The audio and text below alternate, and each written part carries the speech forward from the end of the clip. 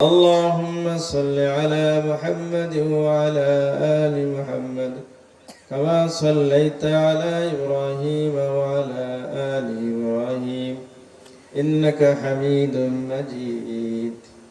اللهم بارك على محمد وعلى آل محمد كما باركت على إبراهيم وعلى آل إبراهيم إنك حميد مجيد. আলহামদুলিল্লাহ, আল্লাহ পাকের শুকরিয়া। ইমাম মুসল্লি পরিষদের উদ্যোগে যে সুন্দর একটা উদ্যোগ নেওয়া হয়েছে, কিরাত প্রতিযোগিতা, কুইজ প্রতিযোগিতা, গজল প্রতিযোগিতা, আল্লাহ পাক ইমাম মুসল্লি পরিষদকে কবুল করেন। আমরা যারা আছি সবাই এই ইমাম মুসল্লি পরিষদের জন্য আমরাও দোয়া করব এবং আরো ইমাম মুসল্লি পরিষদ যেন আরো বেগবান হয়, আরো মজবুত হয়, শক্তিশালী হয়, এজন্য আমরাও এর সঙ্গে যুক্ত হওয়ার চেষ্টা করব। এখানে কোনো রাজনৈতিক বিষয় নেই, আমরা ইমানদার, ইমাম মুসল্লি, এইটাই আমাদের পরিচয়। এটা যে কেউ রাজনৈতিক রং লাগাইতে চান সে তার বিষয়, এখানে কোন রাজনৈতিক কোনো বিষয় নেই। মসজিদের ইমাম সবারই ইমাম, মুসল্লি সবাই মুসল্লি, সব দলের মুসল্লি থাকে, ইমাম সব দলেরই ইমাম। সুতরাং এটা কোনো রাজনৈতিক বিষয় না, এটা সুন্দর উদ্যোগ। যারা এটার জন্য মেহনত করেছেন, আল্লাহ পাক যেন সবাইকে উত্তম বিনিময় দান করেন। যারা অর্থ দিয়েছেন, যারা শ্রম দিয়েছেন, আল্লাহ পাক সবাইকে কবুল করেন। আলহামদুলিল্লাহ, যে এরকম ভালো দিন আমরা পাবো এটা কল্পনাও ছিল না। আল্লাহ পাক হয়তো আপনাদের দোয়ার ওসিলায় এখনো পরিবেশ ভালো আছে। আলহামদুলিল্লাহ, রবিউল আউয়ালের আছে কয় তারিখ চেকে বলতে পারি আমরা? ছোটখাটো একটা পরীক্ষা। আজকে রবিউল আউয়ালের কয় তারিখ কে বলতে পারবো? জি বলেন, কয় তারিখ? মাশাআল্লাহ, রবিউল আউয়ালের 25 তারিখ। রবিউল আউয়াল মাস আমাদের কি স্মরণ করে দেয়? রবিউল আউয়াল মাস আমাদের নবীর কথা স্মরণ করে দেয়। অথচ নবীর কথাটা একজন ইমানদারের সারা বছর স্মরণ রাখতে হবে। একজন ইমানদার হওয়ার জন্য জরুরি, লা ইউমিনু আহাদুকুম হাত্তা আকুনা আহাব্বা ইলাইহি মিন ওয়ালিদিহি ওয়া ওয়ালাদিহি ওয়ান নাস আজমাইন। আল্লাহ রাসূল বলেন, তোমরা কেউ মুমিন হইতে পারবে না যতক্ষণ না তুমি আল্লাহর রাসূলকে, ততক্ষণ না তুমি মুহাম্মদুর রাসূলুল্লাহ সাল্লাল্লাহু আলাইহি সাল্লামকে সবচেয়ে বেশি ভালো না বাসবে, তোমার সন্তান থেকে, তোমার পিতামাতা থেকে, সকল মানুষ থেকে।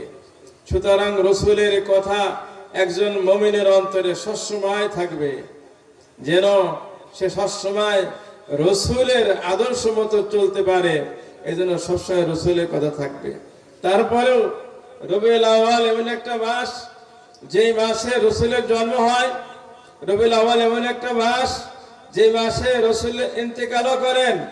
আবার রবিউল আউয়াল এমন একটি মাস যে মাসে রাসূল নিজের মাতৃভূমি মক্কা ছেড়ে হিজরত করতে বাধ্য হয়েছিলেন একমাত্র ইসলামের জন্য। এমন একটা মাস হলো রবিউল আউয়াল মাস। সুতরাং এই মাসের গুরুত্ব অনেক। সবসময় একজন ইমানদারের ভিতরে আল্লাহ নবীর মহব্বত থাকে, আল্লাহ নবীর কথা স্মরণ থাকে, কিন্তু বিশেষ করে রবিউল আউয়াল আসলে এটা বেশি করে মনে পড়ে। আচ্ছা, আমি একটা প্রশ্ন করি আপনাদেরকে, আর দ্বিতীয় প্রশ্ন। আচ্ছা বলেন তো, রাসূলের জন্ম রবিউল আউয়াল মাসের কয় তারিখে? জি, 12 রবিউল আউয়াল, সোমবারের দিন। ঠিক আছে, এটা একটা কথা। আমরা জানি রাসূলের জন্ম 12 রবিউল আউয়াল, এটা প্রসিদ্ধ কথা। কিন্তু এই কথাটা নির্ভরযোগ্য না। তত নির্ভরযোগ্য কথা যেটা মুহাদ্দিসিনরা বলেছেন, যারা ঐতিহাসিকরা বলেছেন, রাসূলের জন্ম হলো 8ই রবিউল আউয়াল। কয় রবিউল আউয়াল? 8ই রবিউল আউয়াল। তবে হ্যাঁ, মানুষের ভিতর প্রসিদ্ধ হলো 12ই রবিউল আউয়াল, কিন্তু এই কথাটা তত মজবুত না। যতটুকু মজবুত হলো রাসূলের জন্ম হলো 8ই রবিউল আউয়াল। আমরা বলি সব ঈদের সেরা ঈদ 12ই রবিউল আউয়াল, এ কথা কি বলা ঠিক? কেন ঠিক না? মুসলমানের ঈদ কয়টা? দুটা। একটা হলো ঈদুল ফিতর, রোজার ঈদ, আর একটা হলো কুরবানির ঈদ। এই দুইটার বাইরে কোনো ঈদ নেই। ইসলামের দুইটার বাইরে কোনো ঈদ এলাও না। সুতরাং যে আমরা বলি তালে তেলে বলি সব ঈদের সেরা ঈদ 12ই রবিউল আউয়াল, এটা বলাটা ইসলামের দৃষ্টিতে ঠিক নয়। 2 নম্বর কথা হলো রাসূলের আরেকটা প্রশ্ন, রাসূলের ইন্তেকাল কবে বলতে পারবেন? 12ই রবিউল আউয়াল রাসূল ইন্তেকাল করছেন। এই ব্যাপারে সবাই একমত, ঐতিহাসিকরা একমত, মুহাদ্দিসিনরা একমত, সমস্ত আলেম ওলামা একমত। কিন্তু রাসূলের জন্ম তারিখ ছিল কত? কেউ বলে 12ই রবিউল আউয়াল, কেউ বলে 8ই রবিউল আউয়াল। 8ই রবিউল আউয়ালের কথাটা বেশি মজবুত। 8ই রবিউল আউয়াল কথাটা বেশি কি হবে? ঐতিহাসিকদের নিকটে এবং মুহাদ্দিসদের নিকটে বেশি গ্রহণযোগ্য কথা হলো 8ই রবিউল আউয়াল। তাহলে একটা চিন্তার বিষয়, 12ই রবিউল আউয়াল রাসূলের ইন্তেকালের দিন। কেউ যদি বলে সব ঈদের সেরা ঈদ 12 রবিউল আউয়াল, তাহলে রাসূলের ইন্তেকালে কি সে ব্যক্তি বেশি খুশি? কথাটা কি ঠিক হইলো? এই কথাটা কিন্তু হয়তো কোনো ইসলামের শত্রুর পক্ষ থেকে এটা মুসলমানদের কারো মাথায় ঢোকানো হয়েছে যে তোরা 12ই রবিউল আউয়ালকে সব ঈদের সেরা ঈদ বলবি। তাহলে কি হলো? এটা মুসলমানদের বোকা বানানোর জন্য এটা কোনো কুচক্রী মহলে কাজটা করেছে। আর মুসলমানরা এটা তাড়াতাড়ি গিলে ফেলছে যে 12 রবিউল তো রাসূলের জন্মদিন, কিন্তু 12ই রবিউল আউয়াল রাসূলের জন্মদিনের এটা নিয়ে তো মতবিরোধ আছে। 8ই রবিউল আউয়াল রাসূলের জন্ম তারিখ, এটাই হলো নিশ্চিত কথা, এটাই হলো রাজেহ কথা। এটা ঐতিহাসিকরাও বলে, এটা আপনার এরকম মুহাদ্দিসিনরাও বলে। কিন্তু রাসূলের ইন্তেকালের তারিখ যে 12ই রবিউল আউয়াল, এই নিয়ে কারো কোনো মতভেদ নাই। সুতরাং রাসূলের ইন্তেকালের দিন কখনো মুসলমানদের জন্য ঈদের দিন হতে পারে না, সেরা ঈদ হতে পারে না। কি বলেন? আমার কথাটা কি বুঝছেন? সুতরাং এই যে অন্যরা কি বললে বলুক, আসে যায় না, কিন্তু আপনি এই ভুলটা করতে যাবেন না। 12ই রবিউল আউয়ালকে সব ঈদের সেরা ঈদ, এই স্লোগান আপনার দেওয়া আমার দেওয়া ঠিক হবে না। বরং 12ই রবিউল আউয়াল রাসূলের ইন্তেকাল হয়। রাসূলুল্লাহ সাল্লাল্লাহু আলাইহি সাল্লাম ইন্তেকালের আগে অসুস্থ হন, 13 দিন অসুস্থ ছিলেন। রাসূলুল্লাহ সাল্লাল্লাহু আলাইহি সাল্লাম বুধবারের দিন একজন সাহাবী আবু মুয়াইহাবা সাহাবী, রাসূলের গোলাম, রাসূলের খাদেম, রাসূলের গোলাম আবু মুয়াইহাবাকে নিয়ে সেই জান্নাতুল বাকি, যারা হজ করতে যান মদিনায় তো অবশ্যই যান, জান্নাতে বাকিতে গিয়ে অনেক সাহাবার কবর রয়েছে, যেখানে হযরত আয়েশার কবর রয়েছে, যেখানে হযরত ফাতেমার কবর রয়েছে, যেখানে হযরত উসমানের কবর রয়েছে, যেখানে আবু হুরায়রার কবর রয়েছে, যেখানে আবু সাঈদ খুদরির কবর রয়েছে। যেই গোরস্থানে প্রায় 10,000 সাহাবীর কবর আছে। কয় হাজার সাহাবী? প্রায় 10,000 সাহাবী। আমরা একজন বুজুর্গ সাহাবীও না, হাজার বুজুর্গকে এক কলও একজন সাহাবীর সমান হতে পারবে না।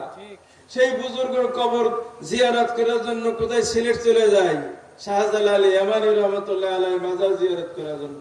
আবার কেউ কোথায় খানজাহান আলী মাজারে চলে যায়।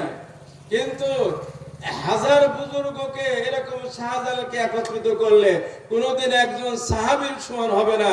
সাহাবীর ক্ষেত্রে আল্লাহ নিজে বলছেন রাদিয়াল্লাহ, আল্লাহ তার প্রতি রাজি হয়ে গেছে। অন্য কোন বুজুর্গের ক্ষেত্রে আল্লাহ বলেন নাই রাদিয়াল্লাহ, সাহাবের ক্ষেত্রে আল্লাহ বলেন রাদিয়াল্লাহ।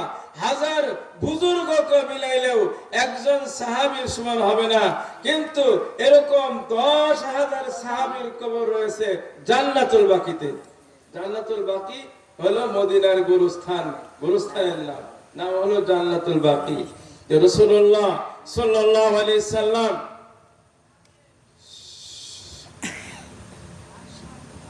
সফর মাসের 27 তারিখে একজন সাহাবী আবু মুয়াইহাবা, রাসূলের গোলাম, তাকে নিয়ে জান্নাতুল বাকির সাহাবাদের জন্য দোয়া করার জন্য ঢুকলেন।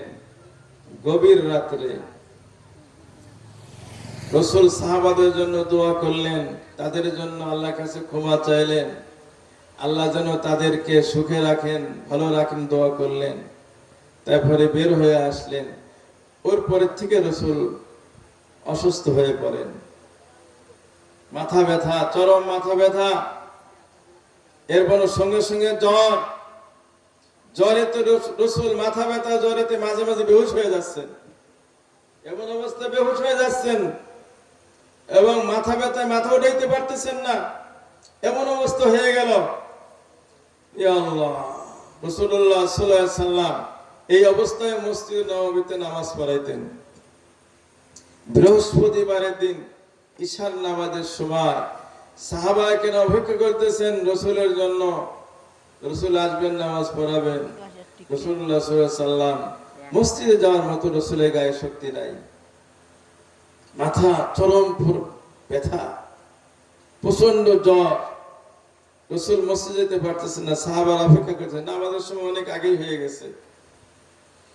আল্লাহ, রাসূলকে বলা হয়, রাসূলুল্লাহ আপনার জন্য সবাই অপেক্ষা করতেছে, নামাজের অনেক আগের থেকে অপেক্ষা করতেছে। রাসূল মসজিদে যাবেন, উঠতে পারছেন না। রাসূল বলেন, মুর আবা বকরিন, মুর আবা বকরিন, আবু বকরকে হুকুম করো, ইসাল্লি লিইসাল্লি লিয়াসাল্লান নাস, যেন সে লোকদেরকে নিয়ে নামাজ পড়ায়। হযরত আবু বকর রাদিয়াল্লাহু তাআলা আনহু নরম মনের মানুষ ছিলেন।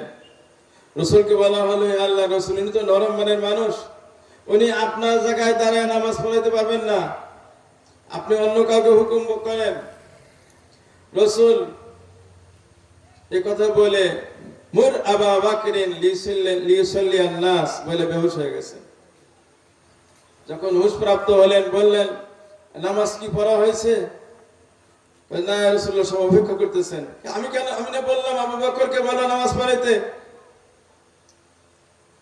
শেষ পর্যন্ত যাই হোক, ঘটনা অনেক লম্বা। আবু বকর রাদিয়াল্লাহু তাআলা আনহু ঈশান নামাজ ইমামতিতে, ওনার ইমামতিতে ঈশান নামাজ হলো। কোন তারিখে? বৃহস্পতিবার।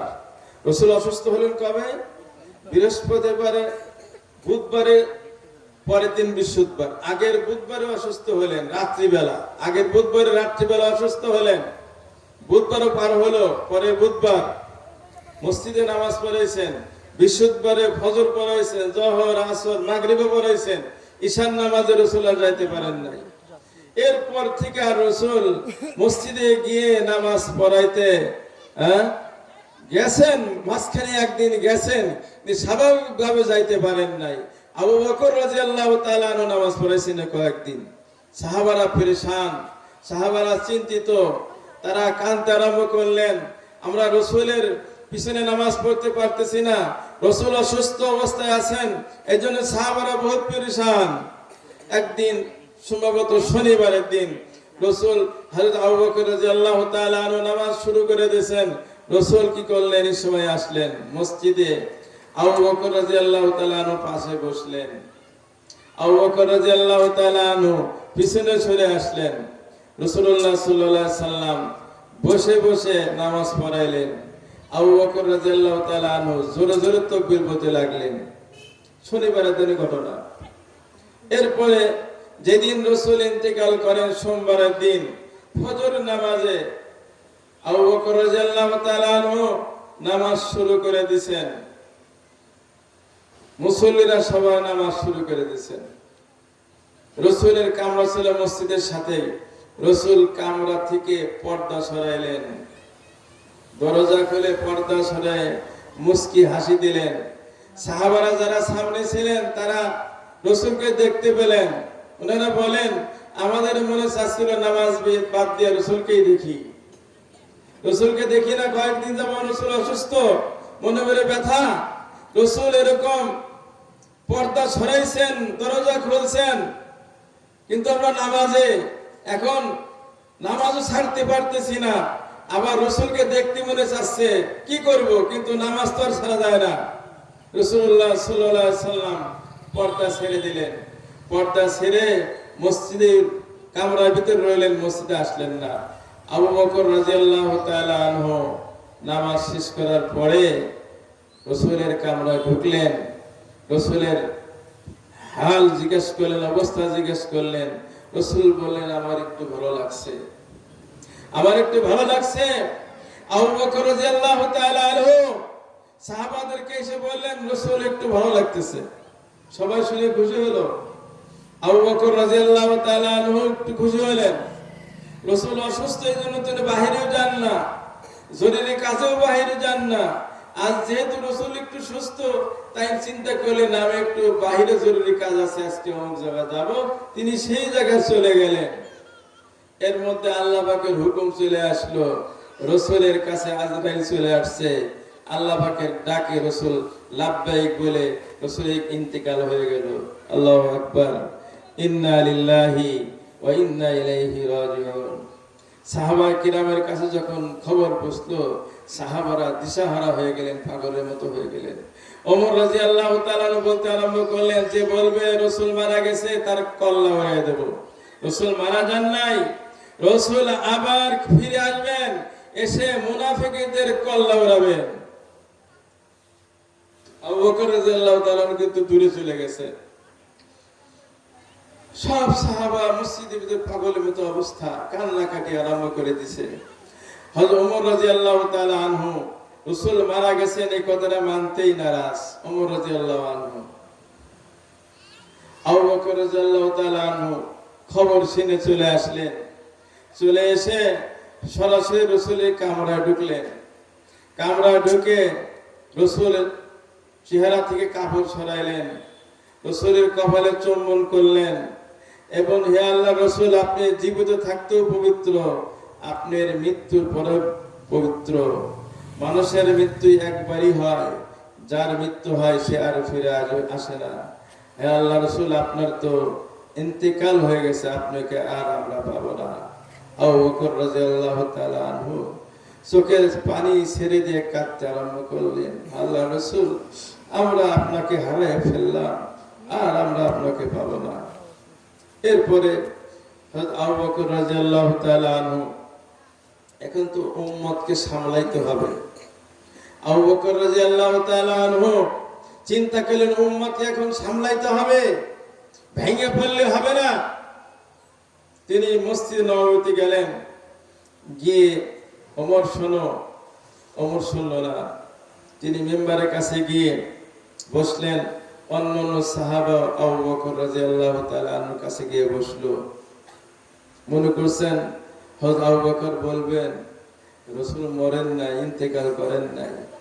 কিন্তু আবু বকর কি বললেন, শোনো, যারা মুহাম্মাদের ইবাদত করতে, শোনো, কদ মাতা মুহাম্মাদুন, মুহাম্মদ সাল্লাল্লাহু আলাইহি সাল্লাম মারা গেছে। আর যারা আল্লাহর ইবাদত করতে, শোনো, ইন্নাল্লাহ হাইয়ুন লা ইয়ামুত, আল্লাহ তাআলা জীবিত, চিরঞ্জীব, তিনি কখনো মরেন না, মরবেন না। মুহাম্মদ সাল্লাল্লাহু আলাইহি সাল্লাম মারা গেছেন, সুতরাং এই কথা তোমাদের অবশ্যই বিশ্বাস করতে হবে। এবং তিনি কোরআনের আয়াত তেলাওয়াত করলেন, আউযু বিল্লাহি মিনাশ শাইতানির রাজীম, ওয়া মা মুহাম্মাদুন ইল্লা রাসূল قد خلت من قبله الرسل أفإن مات أو قتل انقلبتم। যে মুহাম্মদ আল্লাহর রাসূল, তার আগে অনেক রাসূল চলে গেছে, যদি তিনি মারা যান অথবা শহীদ হন, তাহলে কি তোমরা পিছনের দিকে ফিরে যাবা, আবার আগের মতো সেই মুশরিক হয়ে যাবা, আগের মতো তোমরা ইসলাম থেকে ফিরে যাবা? আল্লাহ কুরআন বলছেন এই কথাটা। এই কথাটা যখন, এই আয়াত যখন আবু বকর রাদিয়াল্লাহু তাআলা আনহু পড়লেন, সাহাবারা হাও মাও করে কাঁদতে লাগলো যে আসলে তো রসুল মারা গেছে, আর রসুলকে পাওয়া যাবে না, আর রসুলকে পাওয়া যাবে না। রসুল এই যে দুনিয়া থেকে বিদায় নিছেন, আর রসুল কখনো দুনিয়াতে আসবেন না। রসুল দুনিয়াতে বিদায় নিছেন ঠিকই, কিন্তু রসুল বিদায় হজে 16 লক্ষ সাহাবাকে সামনে রেখে বলে গেলেন যে তারাক্তু ফীকুম আমরাইন, ও আমার সাহাবারা শোনো, আমি তোমাদের মাঝে দুইটি জিনিস রেখে গেলাম। দেখেন এখানে বিদায়ী হজের দিনই রসুল বুঝাই দিলেন আমি আর থাকবো না। তারাক্তু ফীকুম, রসুল তার খুতবায় ভাষণে যে শব্দ প্রয়োগ করলেন তারাক্তু ফীকুম, আমি তোমাদের মাঝে রেখে গেলাম, মানে আমি আর থাকবো না বেশি দিন,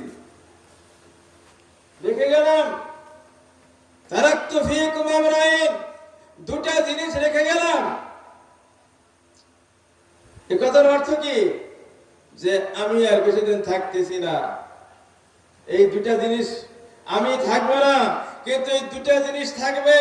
কি কি? কিতাবুল্লাহ ওয়া সুন্নাতু রাসূলিহি, আল্লাহর কিতাব কোরআন আর আমার সুন্নাত, এই দুটা জিনিস আমি রেখে গেলাম। রেখে যে আমি কিছুদিন পরে চলে যাবো এই কথাটা বলেন নাই, তারাক্তুর ভিতরে ঢুকানো আছে কথাটা, আমি কিছুদিন পরে চলে যাব। এখন আমি তোমাদের কাছে কোরআন এবং সুন্নাহ আমানত রেখে যাচ্ছি। রাসূল আমাদের কাছে কোরআন সুন্নাহ আমানত রেখে গেছেন।